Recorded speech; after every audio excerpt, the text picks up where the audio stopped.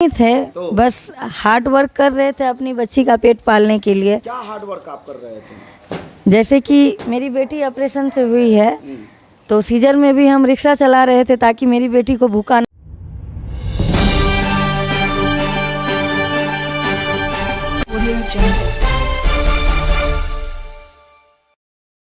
जय हिंद साथियों, अभी हम मौजूद हैं मधेपुरा मुख्यालय में और यहाँ एक रिक्शा वाली के नाम से मशहूर थी।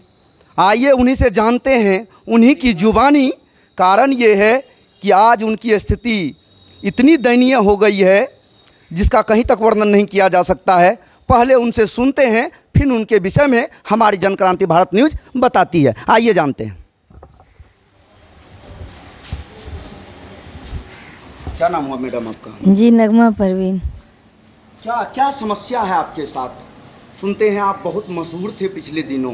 क्या कैसे क्या मैटर है? सर, मशहूर नहीं थे तो बस हार्ड वर्क कर रहे थे अपनी बच्ची का पेट पालने के लिए। क्या हार्ड वर्क आप कर रहे थे? जैसे कि मेरी बेटी ऑपरेशन से हुई है तो सीजर में भी हम रिक्शा चला रहे थे ताकि मेरी बेटी को भूखा ना सोना पड़े। आपका इंटरव्यू आज तक भी लिए हैं? जी सर, आज तक चैनल में भी मेरा इंटरव्यू लिए हैं। बहुत सारे न्यूज़ चैनल मेरा इंटरव्यू लिए हैं। बहुत सारे आश्वासन भी दिए हैं कि मेरा प्रॉब्लम दूर हो जाएगा, वो लोग मेरे हक के लिए लड़ेंगे, न्याय दिलाएंगे। मीडिया पत्रकार का यही काम होता है। क्या दिक्कत है जो न्याय की गुहार लगा रहे हैं?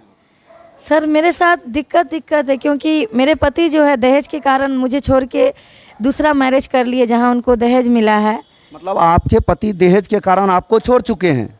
फिर आपने क्या किया? सर, मेरा पति शुरू से ही कैरेक्टर लेस आदमी था क्योंकि उनकी माँ भी वैसी ही मेरी जो सास है।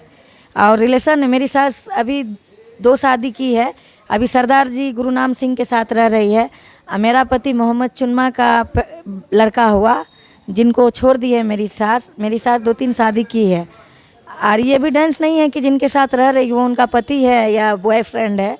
तो उनसे भी 2 लड़का लड़की है मेरी सास को, एक सोना कुमार, एक सोनी कुमारी। तो मेरी सास मेरे कैरेक्टर पर उंगली उठाती है और मेरे गांव का जो नेता है, उप चेयरमैन है, मुखिया पति है, वो उनको सपोर्ट करते हैं। मेरी कौन है मुखिया पति का क्या नाम है? उनका नाम परवेज आलम है और वो मेरे चचेरे बहनों लगते हैं। वो भी आपके ऊपर कैरेक्टर पर उंगली उठाती है? हाँ, मेरे कैरेक्टर पर उंगली उठाते हैं सास भी, क्योंकि मुखिया पति भी? जी सर, क्योंकि इनको हम साली लगते थे तो बचपन से हंसी मजाक करते थे और हम इनके रंग में नहीं रंगे तो इनको हमसे कहीं न कहीं रंजिश था। आप किसी गरीब मुसलमान औरत का मदद करने जीतापुर गए तो ये लोग मेरे साथ मारपीट किया और मेरा जो मुखिया है परवेज आलम वो जाति पाति मानता है और हमको इसलिए मारपीट किया और मेरे बारे में गलत रिमर खिला दिया, अफवाह उड़ा दिया। क्योंकि हम हिंदू के यहाँ गए थे, एक मुसर परिवार के यहाँ गए उसका हेल्प करने के लिए। उस वक्त मेरे पिताजी मेरे ज़िंदा थे और मेरे पिताजी जो है हम लोग को अच्छा खासा कमा के खिला रहे थे। उसी पैसा में से हम गरीबों का भी मदद करते थे। आज मेरी हालत दयनीय हो गई है कि मुझे मदद की ज़रूरत पड़ गई है, नहीं तो ये नगमा खुद हमेशा दूसरे का मदद की है। अभी भी मेरे वीडियो के थ्रू, मेरा चैनल है नगमा पीजी रिक्शा, हम किस्ती पर एक मोबाइल ख़रीद के 5-6 महीना पहले चैनल बनाए हैं। उसमें आप देख सकते हैं कि हम किस तरह लोगों का मदद करते हैं। खुद इतने बुरे हाल में है फिर भी तो हमेशा से हम परोपकारी रहे हैं, दूसरे का मदद किए। बट ऊपर वाला इतना हमको दिए नहीं है कि हम आम पब्लिक तक पहुंचा सकें। आज आपके साथ क्या समस्या है? आज हम दहेज से प्रताड़ित हो करके दहेज का बलि चढ़ गए हैं। मेरे गांव में जिस गांव में हम बसे हुए हैं, झिटकिया नाम है उस गांव का, वहां का जो राजनीतिक लोग है, मुखिया पति, उप चेयरमैन, ये लोग जो है मेरा ज़िंदगी नर्क बना के रखा है। और ये राजनीतिक लोग मेरा कोई सरकारी योजना, कोई सरकारी फंड मुझ तक नहीं पहुँचने देते हैं। सरकार अभी सुने हैं 4,000 रुपया दे रहे हैं जिसका पति और छोड़ दिया है, लेकिन मेरा एक आय प्रमाण पत्र तक 59,000 का बनने नहीं दे रहे हैं। जबकि मेरा आय अभी ये भी नहीं है क्योंकि मैं अभी रिक्शा भी नहीं चला रही हूँ क्योंकि मैं बीमार हूँ। ऑपरेशन बॉडी में रिक्शा चलाने के कारण जो है मेरा तबीयत बहुत ख़राब हो गया और अभी भी सब देख सकते हैं कि हम बीमार चल रहे हैं और ये उधारी दवाई ला करके अपना जान बचाए हैं। आप देख सकते हैं ये दवाई है जो ख़त्म भी हो गया है, लेकिन पैसा के कारण सैंपल वाला दवाई एंटीबायोटिक जो एक दुकानदार एक क्लिनिक पर गए तो रोए धोए तो बेचारा हमको दे दिए कि जाओ खाओ, तुम्हारा घाव ठीक हो जाएगा। और अभी भी मेरे पेट में घाव है, इस कारण हमको डॉक्टर मना किया है कि हम रिक्शा नहीं चलाए, लेकिन रिक्शा चलाना मेरा मजबूरी था। हम एक पढ़ी लिखी लड़की, हम एमए की स्टूडेंट है और मेरा एमए का पढ़ाई भी मेरे गांव का मुखिया लोग पूरा नहीं होने दिया। मेरा एक्सीडेंट करवा दिया मेरा एग्ज़ाम वाला दिन, इस कारण मेरी पढ़ाई साफ छूट गई है। अब लगता नहीं है मैं आगे का पढ़ाई पढ़ के कुछ अपने लाइफ में बन सकती हूँ। और जहाँ तक मैं मजदूरी मेहनत करके अपना बच्ची का पेट पाल रही थी, वो भी उन लोगों ने छोड़ा दिया। और अभी जो रिक्शा मैं चलाती थी वो रिक्शा का बैटरी लगेगा, बैटरी ख़राब है, टायर ख़राब है, टुई ख़राब है। मैं किराए पे भी वो रिक्शा किसी को नहीं दे सकती। एक डॉक्टर साहब वो रिक्शा मुझे गिफ्ट किए थे। तो अभी पदाधिकारियों से, यहाँ के पदाधिकारियों से क्या आपको सहयोग की आवश्यकता है जो नहीं बन पा रहा है? मुझे अपने लिए सर छुपाने के लिए छत नहीं है। हम गुहार लगाए हैं बीडीओ सर से, एसडीएम सर से, सीओ सर से, डीएम सर से, सबके यहाँ गए हैं कि हमको 5 धुर भी कहीं पर सरकारी ज़मीन मुहैया करा दीजिए। एक घर हमको सरकार के तरफ से, जो सरकार का नारा है कि रोटी कपड़ा मकान हम देते हैं हर आम इंसान को, वो उसका रोटी कपड़ा मकान नहीं, कम से कम एक भी फंड उसमें का हमको दिलवा दीजिए। क्या दिक्कत हुआ हर जगह जो गुहार लगाए थे? कहीं भी सर मेरा नहीं सुना जाता है। और मेरे गांव के जो अभी बड़ा बड़ा नेता लोग हैं वो हर जगह जाके मेरे खिलाफ ब्रेन वॉश कर देते हैं सबका।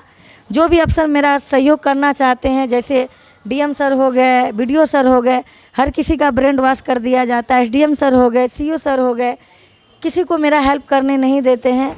और अभी जो 4000 रुपया सरकार की तरफ से हम एक वीडियो देखे यूट्यूब पे कि मिल रहा है, जिसका पति छोड़ देता है बच्ची का पालन कर, बच्चे के लालन पालन के लिए, पढ़ाई के लिए, तो 4000 रुपया हम सोचे हमको महीना मिलता तो हम अपने बच्चे का दूध का भी खर्चा उठा लेते। आय नहीं बन पा रहा है। वो आय भी हम गए बनाने के लिए, शशि बाबू कर्मचारी है, वो नहीं बनाए और कहते हैं कि जाओ रोज़ देखते हैं तुम जैसे को, और हम जांच करेंगे जाके स्थल पे तब बनेगा। और 95,000 का आय बना के हमको दे दिए।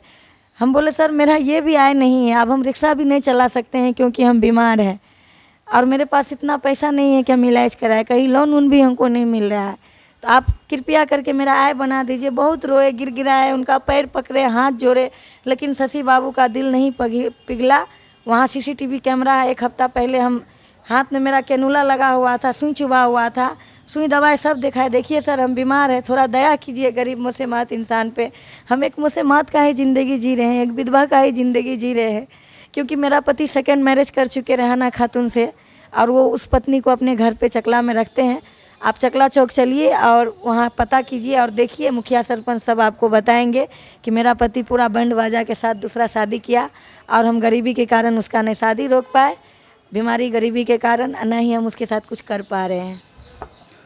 तो साथियों आप समझ सकते हैं, जो नगमा रिक्शा वाली कभी मशहूर हुआ करती थी वो आज जो है रोड पर आ गई है। कारण ये है कि राजनीतिक का शिकार हो चुकी है ये। इनके आसपास के इर्द गिर्द के लोग अभी अब मौजूद हैं ग्रांड हवेली होटल के पास। जैसा कि यहाँ मुझे मशहूर नगमा रिक्शे वाली मिल गई और उनसे बातचीत करने के दौरान पता चला कि ये बहुत परेशान है। अपने दर्द को बयां करते करते मेरे सामने रोने लगी और तब जाकर के मुझे दया आ गई और दया आने के बाद मैंने इनका वीडियो बनाना शुरू किया। यहाँ देख सकते हैं कि कई एक पर एक धुरंधर यहाँ है और इन लोगों से जानने का प्रयास किया तो साफ स्पष्ट पता चला कि इनके साथ जो है राजनीतिकरण हुआ है। जैसा कि इनके पति इनको छोड़ करके दूसरा मैरिज कर लिए हैं और ये दर दर की ठोकरें खा रही है, फिर भी इनका गुहार सुनने के लिए कोई इस मधेपुरे के अंदर तैयार नहीं है। जैसा कि सुनने को मिलता है कि इनका जो है ये कौन है आपके? मेरे पिताजी हैं, इनका मृत्यु प्रमाण। देखिए इनके पिताजी का ये मृत्यु प्रमाण पत्र है, डेथ सर्टिफिकेट, जबकि इनके